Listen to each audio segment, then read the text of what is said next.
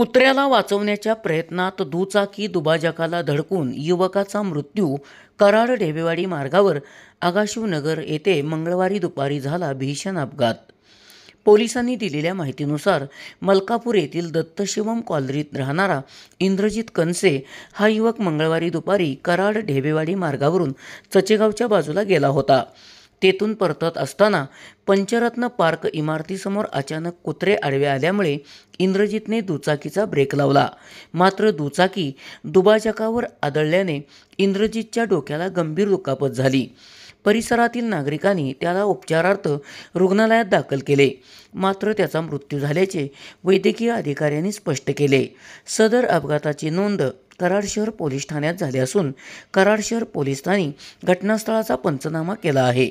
Police उपनिरीक्षक चव्हाण अधिक तपास करीत आहेत. SP ओरिजिनेटिव्हसाठी सुनील परीट, कराड.